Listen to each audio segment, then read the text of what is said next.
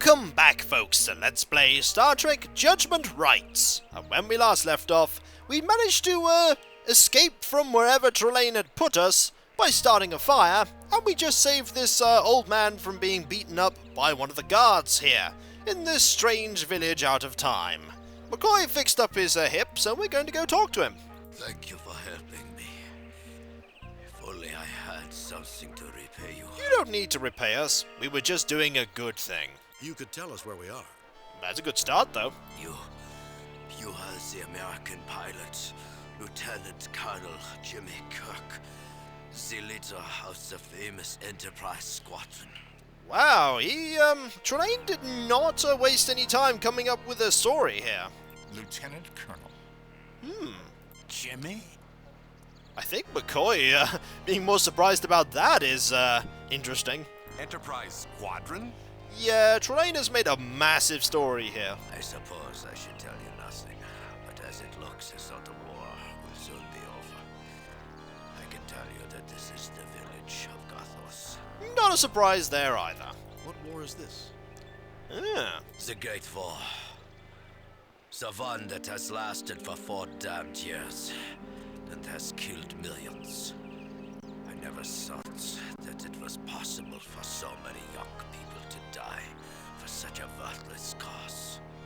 I believe he refers to the first of your world wars. He is indeed referring to World War I. Could you answer an important question for me, sir? Ah, What year is this? that's a pretty important question. Where's Trelane? That's also a pretty important question. What else has happened? That's also a pretty important question. What year is this? Good thing to ask. You must have been held prisoner for a long time, Colonel. It's October 16th, 1918. No, it's not. Fascinating. I am so tired. I must rest. Ah, fair enough. We can't talk to him anymore. Can't talk to him anymore. There is the tavern, though. We're gonna go and walk into the tavern, I think. Good plan. We're gonna walk very slowly into the tavern. You know the Baron's orders are that you are to be served in the armory. You are not to enter this establishment. Well, sounds like another confrontation's happening here. Everyone knows, Fraulein, that the Baron's orders were never meant to be taken seriously. Even by him. Looks like trouble. It is trouble. Excuse me, but if the lady wants you out, then you should get out. That is one way to deal with it. Would you like to step outside? That is another way to deal with it, and I'd rather not do that. Hello, soldier.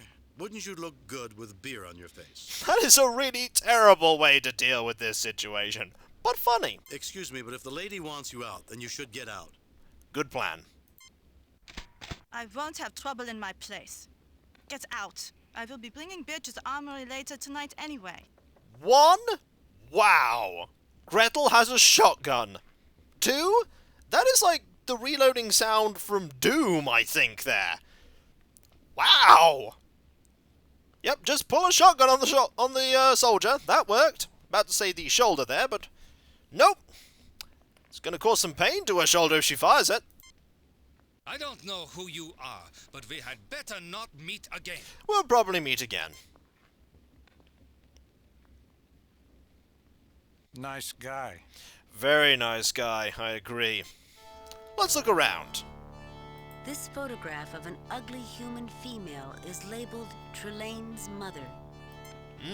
This photograph of an ugly human male is labeled Trelane's father. I think Trelane doesn't like his parents that much. A severed animal head. The inscription reads, African musk ox, caught by the noble Baron Trelane von Gothos, April 13th, 1913, while on safari in darkest Africa. African muskox? Darkest Africa? Misnomers, Doctor. This head is not a true representative of any African species of cattle. Indeed. A large and rather ugly painting of a townscape. A lot of ugly things here. A chandelier. Swords? These Prussian cavalry sabers are really imitations. That doesn't surprise me. Kegs of beer. They are marked for delivery to the armory. That's a lot of beer. A patron of this establishment. A patron of this establishment. Fair enough. There is a tankard here. A patron of this establishment. No, apparently the tankard is indeed a patron of this establishment. Let's have a look at this beer. A beer mug. Let's have a look at Gretel. Gretel Gernsbeck, the hostess of this establishment. And now let's talk to, well, after looking at our fellow away team, everyone else. Dr. Leonard McCoy likes this charming little place. Dr. McCoy liking something on an away mission? That's more worrying than anything we've seen so far. Mr. Spock is interested in the unusual aspects of this situation. Let me guess. Is he glaring at me? Lieutenant Commander Ellis looks uncomfortable. That's not surprising. Let's start with McCoy. Sometimes these planets aren't all bad, Jim. Well, at least he likes this tavern. I recommend finding out as much as we can about Trelane. Good plan. He's an immature maniac with immense powers. Now, what else do we need to know about him, Spock? A lot. Knowledge of his current activities would be an asset, Doctor. Indeed.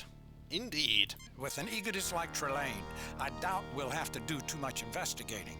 He'll let us know what he's planning. Also true. Foreknowledge, Doctor, is preferable to surprise. Indeed.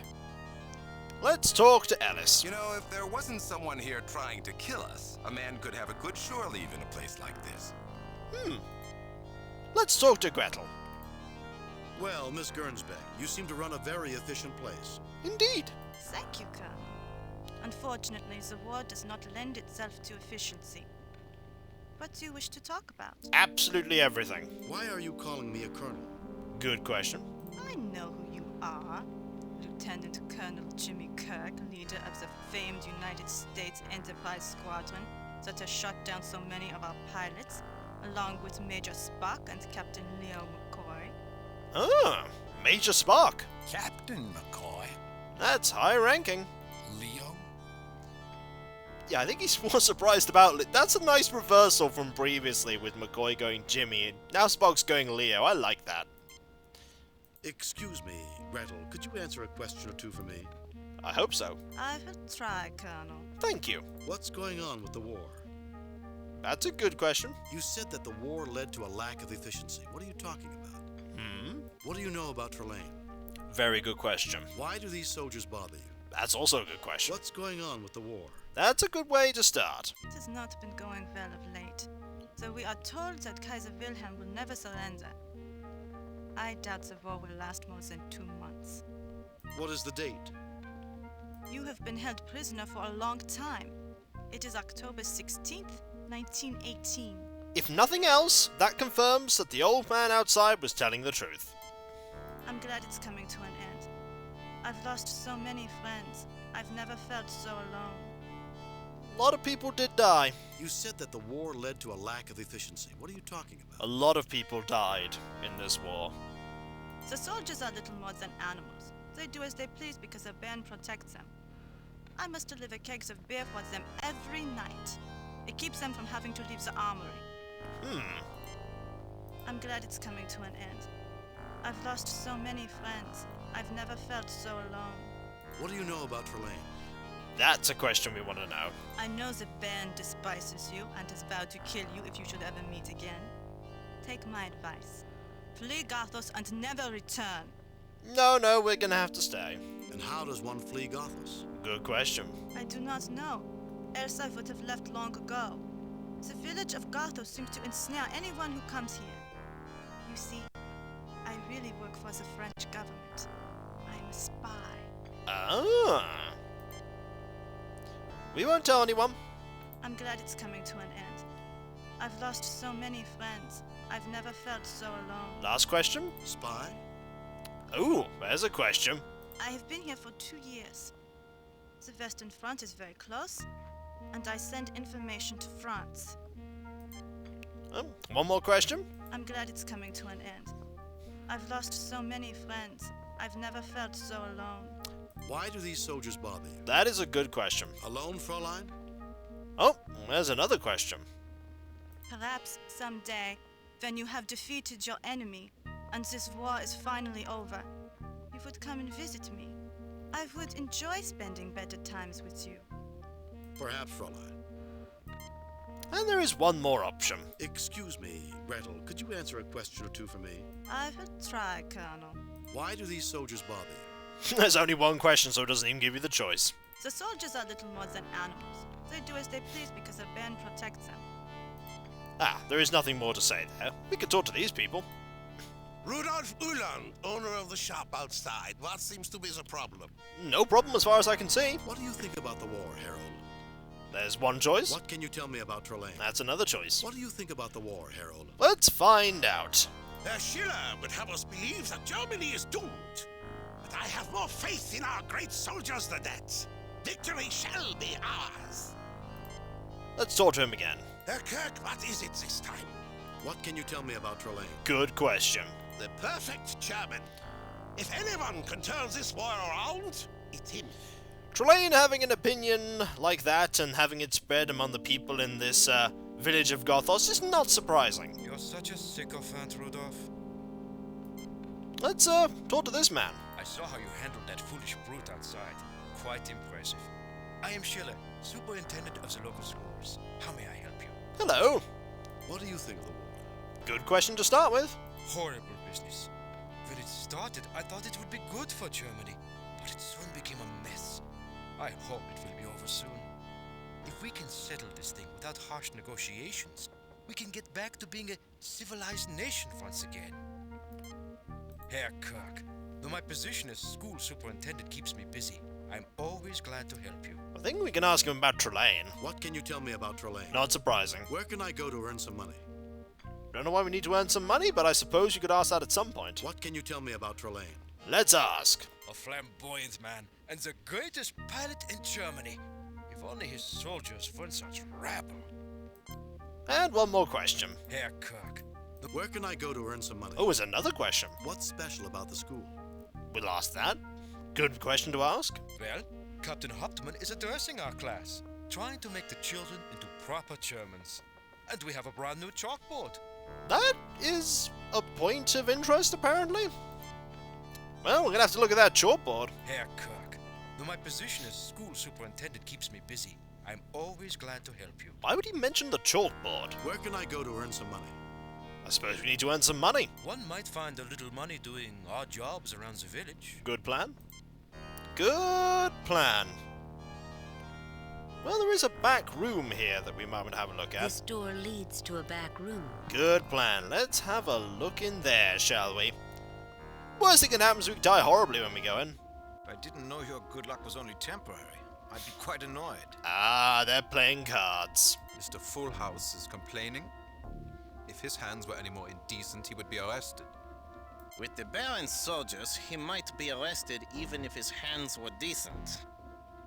I can't complete a strike to save my life. Or your fortune. Well, it appears there is a card game going on. This landscape does not look like the work of a professional. Cups, dishes, and other supplies are stored on these shelves. A wood-burning stove, which heats this cellar on cold October nights. That looks like a calendar. There is a date circled on this calendar, October 16, 1918. Probably circled because of this card game. Cups, dishes, and other supplies are stored on these shelves. Anything in the barrel? This barrel is full of beer. Oh. Looking through a ragged knothole, it is obvious that this cupboard is empty. What about these? These crates contain potatoes. Well, at least they're going to be, well fed here. Let's have a look at the various players. A German card shark. A German card shark. And is it 3 out of 3? A German card shark. Yes, 3 out of 3. A poker table. One of the pleasures of life in the village of Gothos. Well, we may join at some point. Lieutenant Commander Ellis. He prefers athletics to parlor games. Fair enough. Mr. Spock. He prefers chess to poker. Fair enough. Do you prefer poker? Dr. McCoy wishes he had a better poker face. Ah, he's no good at it. James T. Kirk. He prefers poker to chess. Ah, Kirk's good at it, though. Let's have a talk with them. Hello, I am Richard Sondergaard. I publish the local newspaper. It's nice to see someone as famous as you, Lieutenant Colonel. Doesn't it worry you, Herr Sundergaard, that you know an enemy ace is standing next to you? Doesn't seem to worry him at all. The Baron has given orders for everyone in Gothos to treat you well, Herr Kirk. A fellow pilot honoring fellow pilots, I suppose, although I would not trust the military to follow those orders to the letter. Considering how we've seen of their military, not surprised there. I'm Werner Gillard, the shoemaker. If you are not prepared to play, please leave us. Excuse our friend. He doesn't like to perform in front of an audience. Ah. Welcome. I am Kurt Nielsen, owner of the Gothos Brewery. If you care to join, feel free, if you can pay the stake. Ah, we can't right now. Poker. I remember this time in medical school where I got into this game. Did you win? Doctor, I see no relevance of your story to this situation. Oh, Spock, don't be a killjoy. Spock, did anyone ever tell you that you can be damn rude? I'm telling him. Poker. How unusual to find this activity in Germany during this period. Fascinating. Fascinating? Just because your ears grow when you bluff? I'm not sure that's true. I've been known to play a mean hand of poker on occasion. I imagine you do too, Kirk, except people seem to keep calling your bluff. That is a snide remark if ever I've seen one, Ellis. Poker. I've actually just been talking with Kirk at this point, but I don't think there's anything we actually need here. And, oh, the music hasn't changed. That's weird. Oh, it's changed now. An imitation of a German tavern complete with badly drawn stereotypes. Trelane is nothing if unoriginal. Indeed. We have nothing much we need to do here, except look at this beer. Nothing unusual about the mug. What about the people? I haven't actually scanned the people yet. That's a good thing to do. The tricorder detects nothing unusual. Well, before we actually scan the actual... one thing I do remember from this game, we'll just scan these people and see if there's any difference, because you never know. Not the epitome of perfect human health. What about Gretel here? Human being in good physical condition. And what about you, sir? Not the epitome of perfect human health. Let's scan the beer. This seems counterintuitive, but you do need to scan the beer. These aren't organic, Jim. Oh, aren't they? Oh. Do we need to use McCoy on the beer? What do you hope to accomplish with that? I don't know. Have you drink it, maybe? Oh, hang on. Look at that beer for me. McCoy has drugged the beer. Oh. Oh, yes. I was actually just going to have him scan it. We'll have him scan it now, but, Now, how did that amenisin get into the beer? I wonder... Oh, McCoy, you rapscallion. That is the beer that is heading down to the, all the people in the armory. Wouldn't it be such a shame if they drunk it and fell unconscious? Also, that dog we're going to have to deal with later. You can hear the dog in the abandoned building over there, but oh, the fire's stopped. A burnt-out hovel. This is where Trelane placed you after you were taken from the Enterprise. That is a nice little detail. Not a bad place to visit, but I can't say I like some of the natives. Are you referring to Trelane there? Let's go into the shop, shall we? We do need things from the shop. Ah. Charming place. Less technology, more humanity. I like it. I thought you would. Somewhere in the middle of this European charm is Trelane and the missing ships. Let's find it. You're very sure that the missing ships are here. Very sure that the missing ships are here. Let's talk with everyone, though, before we continue on. James Kirk, wondering when Trelane will make his grand entrance. Yeah, it's inevitable, and soon. Mr. Spock continues to ponder the illogic of the situation. There is a lot of illogic here.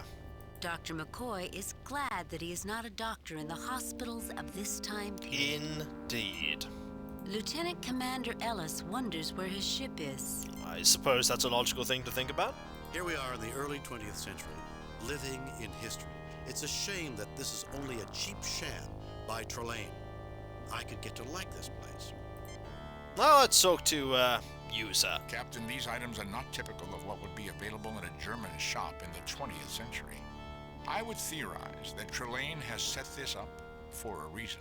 No doubt there. Could he be testing us? I've read many reports of superior intelligences testing human beings. That has happened a few times. You need only look to the Gorn there. Trelane does not qualify as superior intelligence, Mr. Ellis. He's not testing us. He's playing with us. And I'm rather tired of his games. That's also true. I guess we're getting shore leave a little early. Sort of. Not really. Really not really. This looks safe. I don't think anyone is going to die here. Do you agree, Captain? Are you trying to provoke a fight again? One never knows, Mr. Ellis. Don't push your luck, Mr. Ellis. I don't know. Foot and mouth disease can strike anyone, anywhere, and it can be fatal. Kirk, no, don't do that one. One never knows, Mr. Ellis. One never does know. Yes, sir. Yeah, he's trying to pick a fight, isn't he? He's trying to pick a fight. And when we come back, save new game. We shall continue to deny him it. Replace previous game. So, when we come back, folks, we'll explore this quaint shop and see what items we can get from it. So, I'll catch you next time, and I'll see you then. Later.